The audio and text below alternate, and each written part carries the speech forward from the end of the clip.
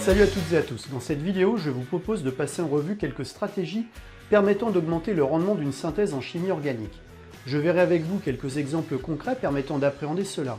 La stratégie de synthèse organique multi-étapes sera l'occasion d'aborder quelques mécanismes réactionnels tels que la substitution et l'élimination, ainsi que la notion de protection-déprotection d'une fonction chimique. Vous êtes prêts? Alors c'est parti! On peut représenter une molécule de différentes façons. Dans une formule développée, toutes les liaisons chimiques sont représentées. Dans une formule semi-développée, on ne représente pas les liaisons carbone-hydrogène. Une formule topologique est une représentation moléculaire simplifiée utilisée en chimie organique. Une formule topologique fait abstraction de la représentation des atomes de carbone et d'hydrogène pour ne montrer que la structure du squelette. Je vous donne à l'écran à titre indicatif plusieurs exemples de formules topologiques associées à des molécules courantes. Le nom d'une espèce chimique se décompose en trois parties: préfixe, nom de la chaîne principale linéaire ou radicale, et enfin suffixe. Illustrons la méthode en mode pas à pas, permettant de donner le nom de la molécule à l'écran qui appartient à la famille des alcanes ramifiés, hydrocarbures saturés. Étape numéro 1. Rechercher la chaîne principale. C'est la chaîne carbonée la plus longue dans la molécule. Cette chaîne sera nommée d'une manière identique à l'alcane linéaire ayant le même nombre d'atomes de carbone. Étape numéro 2. Repérer les ramifications. Ce sont les groupes alkyles branchés à la chaîne principale. Étape numéro 3. Numéroter la chaîne principale. Les atomes de carbone portant des ramifications doivent avoir les plus petits numéros possibles. Étape numéro 4. Le nom de l'alcane est composé de celui de la chaîne principale, précédé de la position et du nom des groupes alkyles.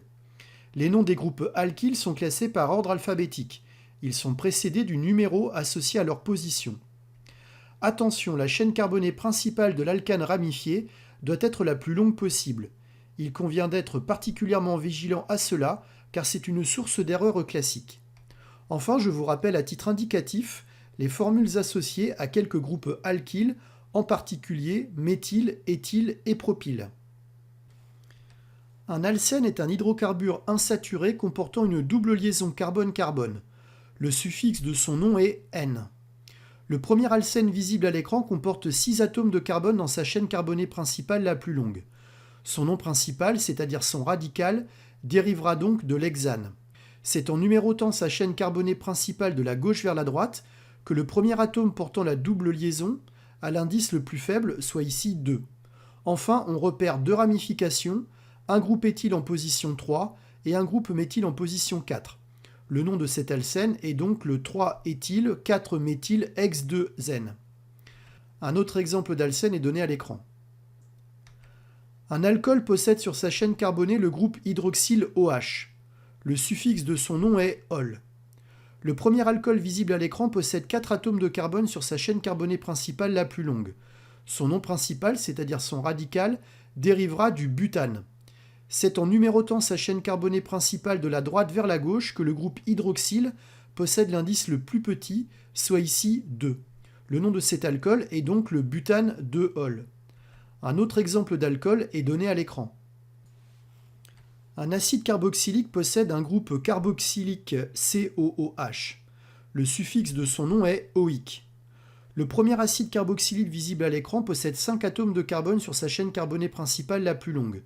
Son nom principal, c'est-à-dire son radical, dérivera du pentane.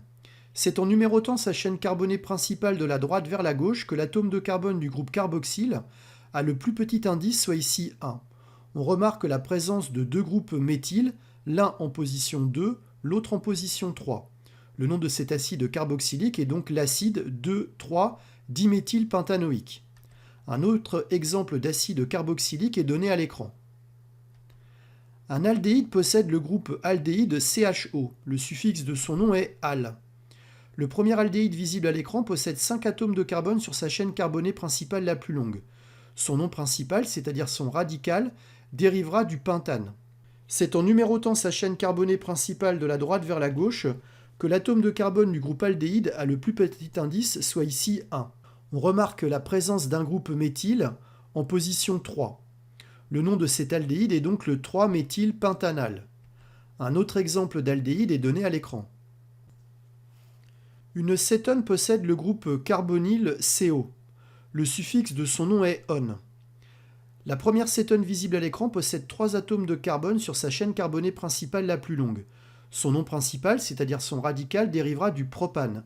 On peut ici numéroter sa chaîne principale dans un sens ou dans l'autre, puisque dans les deux cas de figure, le carbone du groupe carbonyl CO sera en position 2.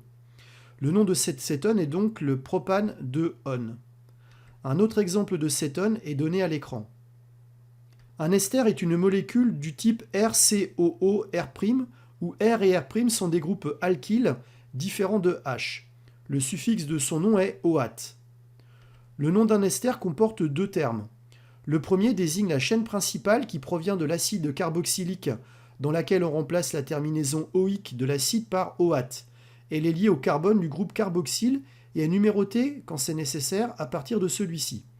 Le second, qui se termine en -il, est le nom du groupe alkyle provenant de l'alcool. Cette chaîne est numérotée à partir de l'atome de carbone lié à l'atome d'oxygène de la fonction ester. En appliquant les 2 règles précédentes, on en déduit que le nom du premier ester visible à l'écran est l'éthanoate de 2-méthylpropyle. Un autre exemple d'ester est donné à l'écran. Les règles précédentes, qui s'appuient sur le fait que le nom d'une espèce chimique se décompose en 3 parties, préfixe, radical et suffixe, permettent de donner les noms d'autres familles de molécules organiques, en particulier les halogénoalcanes, les amines et les amides. Le tableau visible à l'écran montre quelques exemples. N'hésitez pas à mettre la vidéo sur pause si nécessaire, afin de bien assimiler la nomenclature de ces nouvelles familles chimiques. Par définition, 2 molécules différentes sont isomères de constitution si elles possèdent la même formule brute, mais des formules semi-développées ou topologiques différentes. Recherchons les isomères de formule brute C5H12O. 3 d'entre eux possèdent une chaîne carbonée principale constituée de 5 atomes de carbone et sans ramification. C'est la position du groupe hydroxyle qui diffère entre ces 3 molécules isomères. 2 possèdent 4 atomes de carbone dans leur chaîne principale et une ramification sous la forme d'un groupe méthyle. Enfin, une possède 3 atomes de carbone sur sa chaîne principale et 2 ramifications sous la forme de 2 groupes méthyle. D'autres isomères existent notamment sous forme d'éther. Un polymère est un matériau composé de macromolécules dont la structure présente la répétition d'un motif élémentaire un très grand nombre de fois. Par exemple, le monomère styrène peut être polymérisé par voie radicalaire afin de former le polystyrène dont la structure renferme un très grand nombre de fois le même motif élémentaire, typiquement de 1000 à 2000 fois. Ce polymère est très utilisé pour ses qualités isolantes car il emprisonne beaucoup d'air et est donc très léger. Enfin, il est à noter que les doubles liaisons d'un cycle benzénique peuvent se déplacer par mésomérie due à la délocalisation des électrons conjugués. On peut les représenter d'une manière conventionnelle par un cercle schématisé à l'intérieur du cycle. Les procédés utilisés en chimie de synthèse s'inscrivent dans une logique d'optimisation des coûts et des ressources. En particulier, la recherche du rendement maximal pour une synthèse est un enjeu majeur pour les chimistes. On peut favoriser la formation des produits d'une synthèse en introduisant l'un des réactifs en excès ou en éliminant des produits du mélange réactionnel. Le calcul du rendement d'une synthèse, quotient de la quantité de matière de produit obtenue par celle attendue, permet de quantifier cela. En vertu de la loi des déplacements des équilibres chimiques de Le Chatelier, si un système chimique en équilibre est soumis à une légère perturbation, ce système va réagir en évoluant dans le sens qui s'oppose à cette perturbation. Cela veut dire que l'état du système va évoluer en essayant de compenser cette perturbation. Découvrons le principe de cette loi sur quelques exemples. Considérons une réaction du type grand A plus grand B se transforme partiellement en grand C plus grand D. La formule du quotient de réaction associé à cet équilibre chimique est donnée à l'écran. Une fois l'équilibre chimique atteint, supposons que l'on introduise une quantité surnuméraire de l'espèce A qui est l'un des réactifs de la transformation chimique. Eu égard à la loi de modération de Le Chatelier, l'équilibre chimique sera déplacé dans le sens de l'élimination du réactif A. Il existe un deuxième moyen permettant de favoriser le déplacement de l'équilibre chimique dans le sens direct. On peut pour cela éliminer au fur et à mesure l'un des produits formés, ici D à l'écran, en utilisant un dispositif de distillation fractionnée ou un montage de Dean-Stark. Dans un cas comme dans l'autre, le rendement de la transformation chimique augmente. Enfin, on augmente la vitesse d'une synthèse en augmentant la température ou en utilisant un catalyseur. On peut modifier la structure d'une molécule en mettant en œuvre différents mécanismes réactionnels. Lors d'une réaction de substitution, un atome ou un groupe d'atomes est remplacé par un autre atome ou un autre groupe d'atomes. L'exemple à l'écran montre la substitution du groupe hydroxyle OH par un atome de chlore Cl. La réaction d'addition implique quant à elle généralement une molécule comportant au moins une insaturation telle qu'une double liaison carbone-carbone d'un alcène. L'exemple à l'écran montre l'addition d'un groupe hydroxyle OH sur un alcène. Enfin, lors d'une réaction d'élimination, des atomes portés par des carbones adjacents sont cédés et une insaturation apparaît. Une telle réaction conduisant à la formation d'une double liaison carbone-carbone est donnée à l'écran. Lorsqu'une molécule comporte plusieurs groupes fonctionnels, il faut être extrêmement attentif à la manière dont un réactif va réagir sur eux.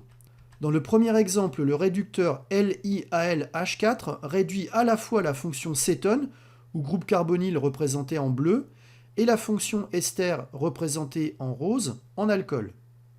Dans le deuxième exemple, le réducteur NaBH4 réduit quant à lui uniquement la fonction cétone en alcool, préservant ainsi la fonction ester de la molécule cible.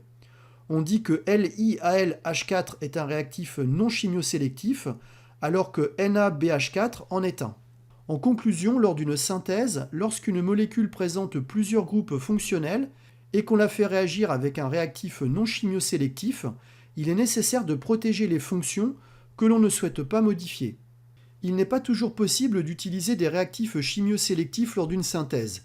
On est donc amené à protéger les fonctions que l'on souhaite conserver sur la molécule cible en les protégeant. Supposons que nous souhaitions protéger la fonction cétone ou groupe carbonyle représentée en bleu sur l'exemple à l'écran. La première étape de la synthèse multi-étape consiste à protéger cette fonction chimique. Lors de la deuxième étape, on peut utiliser un réactif non sélectif, ici LiAlH4 vu précédemment, dans le but de réduire la fonction ester en alcool. Une fois ceci effectué, on peut lors de l'étape numéro 3 ôter la protection de la fonction cétone. Un chimiste doit donc réfléchir en amont de la phase expérimentale au procédé le plus adapté à la synthèse de la molécule souhaitée. Il doit donc tenir compte de nombreux paramètres et en particulier de la nécessité ou pas d'une synthèse multi-étape. Depuis maintenant plusieurs années, la chimie s'inscrit dans le cercle vertueux du développement durable. On parle de chimie verte ou de verdissement des procédés de synthèse. Produire d'une manière plus efficiente et éco-responsable de nouvelles molécules organiques dans le domaine de l'industrie ou de la pharmacologie est devenu un enjeu majeur pour les années à venir. À cette fin, un référentiel édictant 12 principes a été défini afin d'engager les industriels sur cette voie. Voilà, j'espère que vous en savez désormais un peu plus sur la notion de synthèse organique et notamment sur l'importance de la synthèse multi-étape. Je vous remercie de votre attention et vous donne rendez-vous très vite pour de nouvelles aventures. À bientôt, au revoir.